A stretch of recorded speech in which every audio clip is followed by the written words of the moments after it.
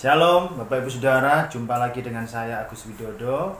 Kita bertemu dalam program Sudahkah Anda bertemu dengan Tuhan hari ini? Pertanyaan saya, apakah kita sudah bertemu dengan Tuhan hari ini? Kita bisa bertemu dengan Tuhan hari ini melalui firman Tuhan, melalui doa, melalui pembacaan kita kepada firman Tuhan, dan juga tentunya pada pertemuan kita yang singkat ini kita juga bisa berjumpa dengan Tuhan di dalam firman Tuhan. Puji nama Tuhan. Senang sekali bisa bertemu dengan Bapak Ibu Saudara. Dan hari ini saya akan mengambil satu judul renungan firman Tuhan yang bisa kita pelajari, yang bisa kita ambil berkatnya, yaitu mengapa hidup saya penuh dengan pergumulan. Mengapa hidup saya penuh dengan pergumulan? Ini adalah sebuah judul yang mungkin bagi kita berpikir, kok ada ya judul khotbah kok dengan tanda tanya ya, seperti itu mungkin. Atau Bapak Ibu bisa berpikir, kok ada ya judul kok aneh gitu. Nggak seperti biasanya. Nah, saya tertarik dengan membawa judul ini, mengapa hidup saya penuh dengan pergumulan, sebab nanti kita akan tahu bahwa ada beberapa hal yang harus kita ketahui, bahwa hidup manusia itu penuh dengan pergumulan ya. Nah, hari ini saya akan mendasari judul renungan pada saat ini dari Mazmur pasal yang ke-73 ayat 1 sampai 28. Sebuah ayat yang panjang sekali, tapi tidak kita baca semuanya. Saya hanya ambil beberapa saja untuk kita ambil beberapa ayat yang mungkin bagus. Bukan berarti yang lain tidak bagus, tidak, tapi saya akan ambil beberapa, saya cuplik beberapa supaya kita bisa lebih menyingkat waktu, seperti itu ya Bapak Ibu. Jadi kembali lagi bahwa mengapa hidup saya penuh dengan pergumulan. Terlebih dahulu kita harus mengerti dulu ya, apa arti bergumul. Kita mungkin sering mendengar Bapak Ibu Saudara, mari kita bergumul, atau ya seringkali kita bergumul. Nah, kata-kata bergumul itu kadang-kadang membuat kita bingung. Kadang-kadang membuat beberapa orang Kristen sempat bertanya-tanya, apa itu bergumul dan apa itu pergumulan ya. Baik, saya mengutip dari Kamus Besar Bahasa Indonesia bahwa kata bergumul menurut Kamus Besar Bahasa Indonesia adalah bergulat atau bergelut ya. Sebagai contoh seperti ini Bapak Ibu, setiap hari Pak Nawar harus bergelut atau bergumul dengan sampah-sampah warga untuk diangkut ke tempat sampah. Artinya adalah Pak Nawar, dia harus bekerja, dia harus menyentuh, dia harus mengerjakan segala sesuatu, yaitu dalam bidang pekerjaannya bergelut atau bergumul dengan sampah-sampah dari warga. Kemudian dia angkut sampah itu menuju kepada tempat pembuangan. Nah, contoh yang kedua dari kata bergumul adalah setiap hari para pekerja bergumul dalam pekerjaannya masing-masing. Artinya bahwa semua orang yang bekerja, baik di kantor, di perusahaan, di toko, bisnis, semua bergumul dengan pekerjaannya masing-masing.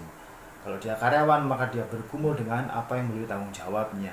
Kalau dia pekerja, dia seorang bos, dan apapun yang menjadi subjek dari pekerjaan mereka, maka kata bergumul itu dipakai untuk mengerjakan atau berkutat dengan pekerjaannya itu. Nah, contoh yang ketiga mengenai kata bergumul adalah setiap hari orang Kristen dalam pergumulan berat berhadapan dengan musuh rohani, yaitu iblis dan hawa nafsu.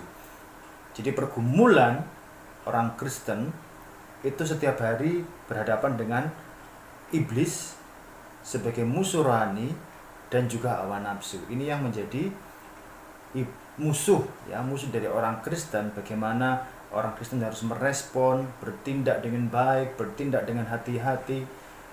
Sebab pergumulan orang Kristen adalah melawan roh-roh di udara, melawan roh-roh jahat, bukan melawan kepada darah dan daging ya. Jadi itu arti kata bergumul Bapak Ibu Saudara. Nah, saya ambil beberapa ayat, dua ayat dari Ayub ya, dari Ayub pasal yang ke-7 ayat yang ke-1 berkata seperti ini. Bukankah manusia harus bergumul di bumi dan hari-harinya seperti hari-hari orang upahan? Bukankah manusia harus bergumul di bumi Jadi siapapun dia, kalau dia manusia, dia harus bergumul di bumi. Ya, tidak ada orang yang tidak bergumul dalam kehidupannya di bumi ini, di dunia ini. Dan hari-harinya seperti hari-hari orang upahan. Nah, kalau kita memahami ayat ini, manusia siapapun dia, di kota, di desa, dimanapun tempatnya, mereka bergumul. Saya bergumul, kita semua bergumul dengan pekerjaan kita, dengan tanggung jawab kita, dengan pelayanan kita. Dan hari-hari yang kita lewati itu seperti hari-hari orang upahan, ya, seperti itu kata Ayub pasal 7 ayat 1. Kemudian Ayub pasal 7 ayat yang ke-7 berkata begini, ingatlah bahwa hidupku hanya hembusan nafas. Jadi bahwa hidup saya ini adalah sebuah hembusan nafas. Artinya apa? Artinya sementara. Apa yang saya ada saat ini, apa yang ada saat ini yaitu saya, bisa saja nanti suatu saat saya tidak ada lagi. Karena hidup saya ini adalah seperti hembusan nafas. Artinya sementara, tidak kekal, tidak selama-lamanya saya di dalam dunia ini. Sehingga hembusan nafas ini menggambarkan bahwa hidup manusia itu singkat, ya. Hidup manusia itu singkat. Saking singkatnya seperti hembusan nafas. Coba Bapak Ibu tarik nafas seperti itu, kemudian dikeluarkan lagi. Sebentar, paling berapa detik, ya, paling berapa detik saja. Jadi artinya bahwa manusia itu terbatas dan tidak kekal. Nah, mengapa hidup saya penuh dengan pergumulan?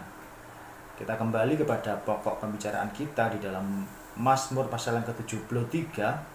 Saya akan lihat kepada ayat yang kedua, berkata begini, tetapi aku sedikit lagi kakiku terpeleset, ya.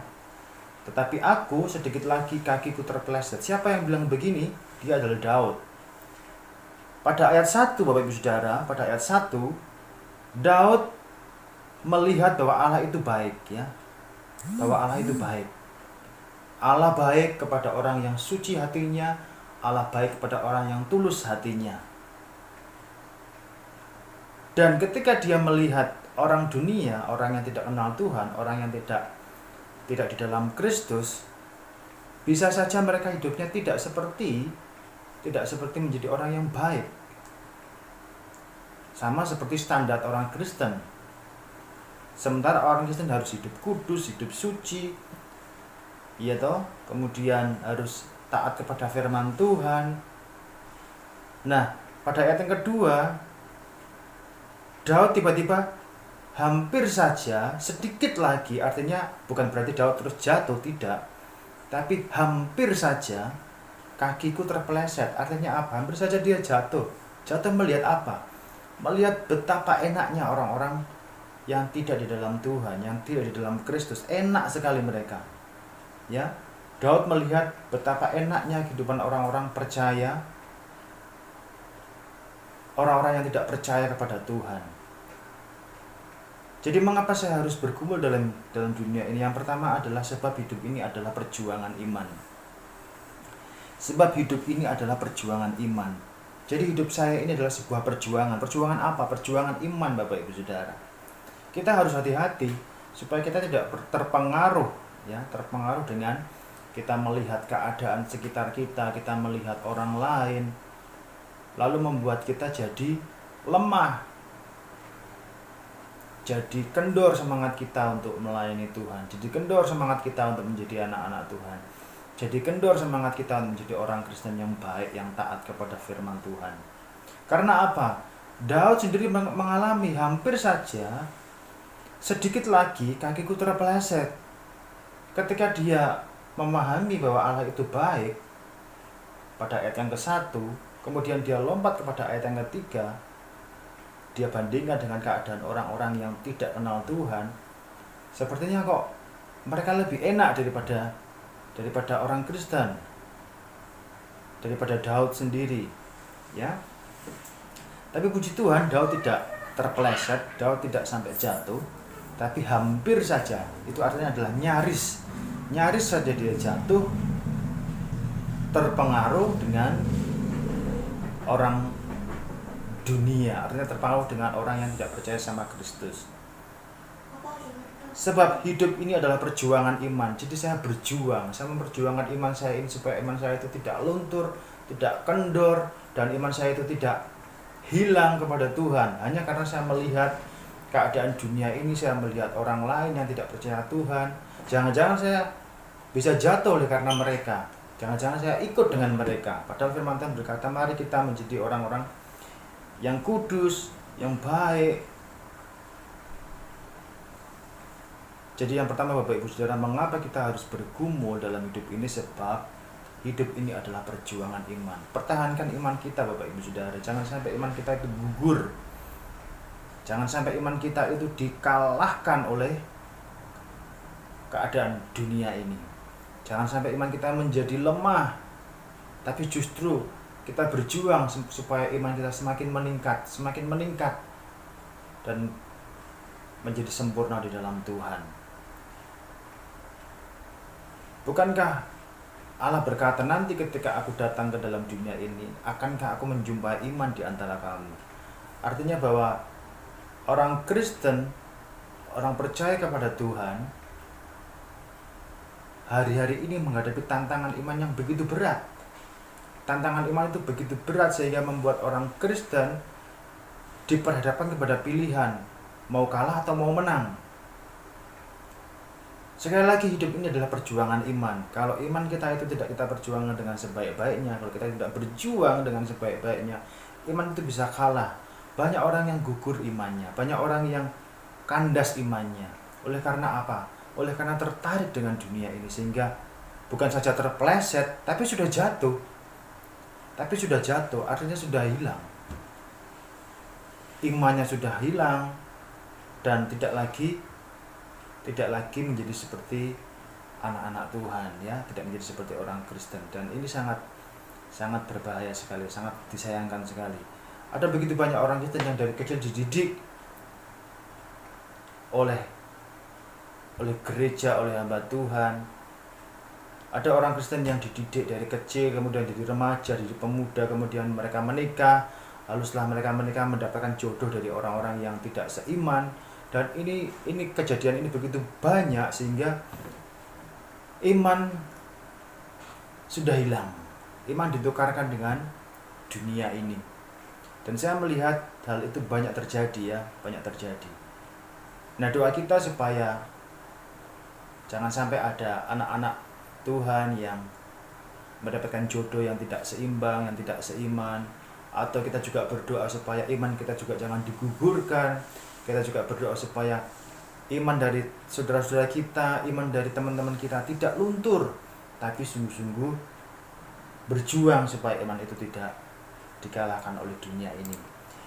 Kemudian yang kedua, Bapak Ibu Saudara, mengapa saya harus bergumul dalam dunia ini? Sebuah pertanyaan yang sangat tajam sekali. Mengapa saya harus bergumul? Tadi yang pertama, karena hidup itu adalah perjuangan iman.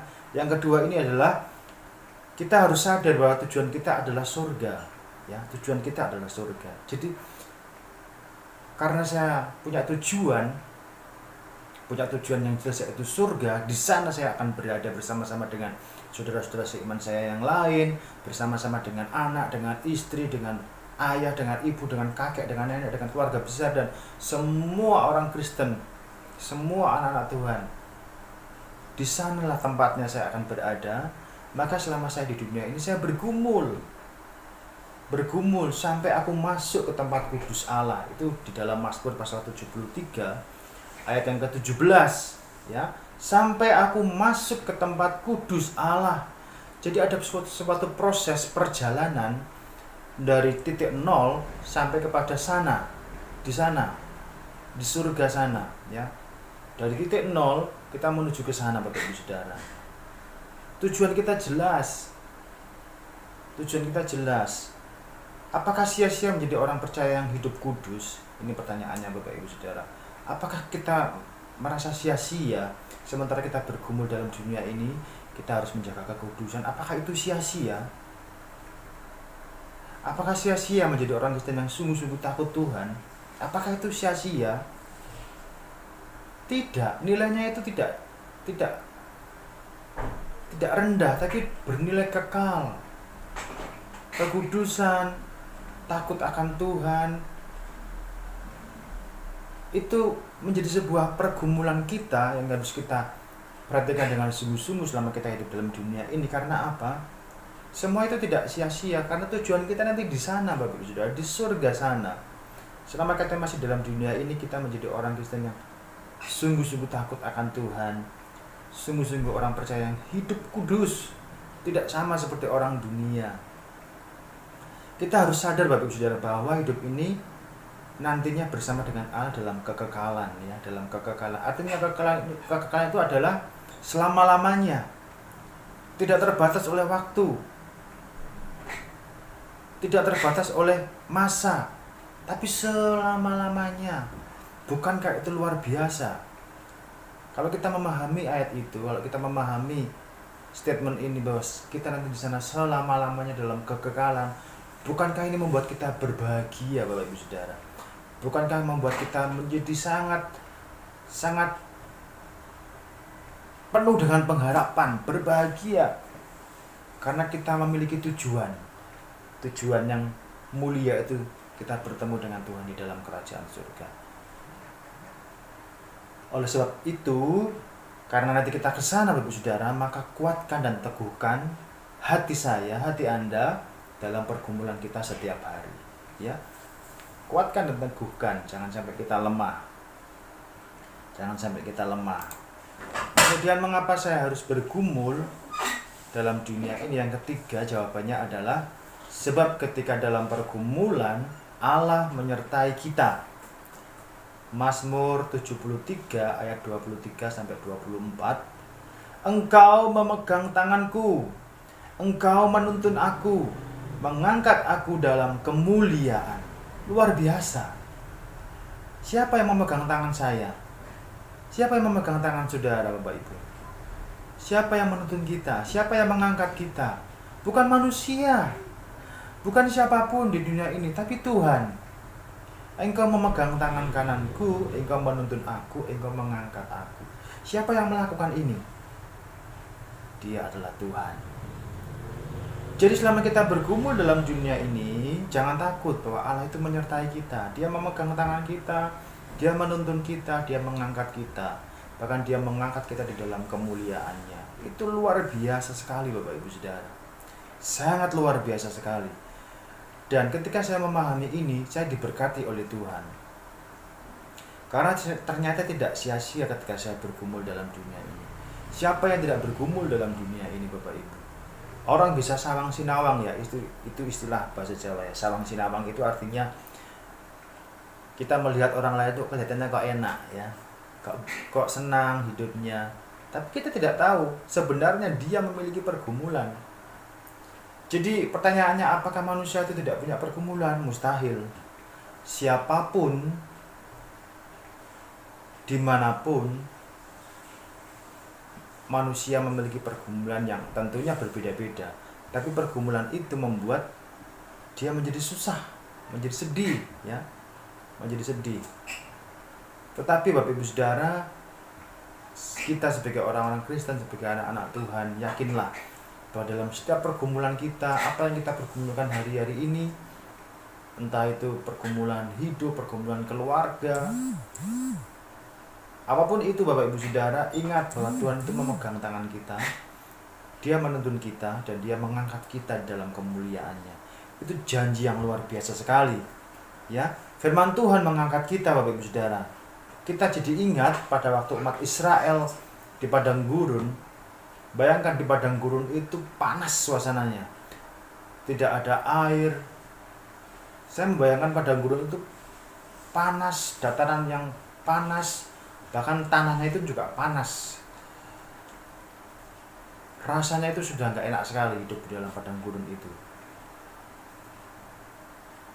Tapi luar biasanya ketika saya membaca kisah dari umat Israel yang disertai Tuhan, satu yang saya temui bahwa Allah itu tidak membiarkan mereka.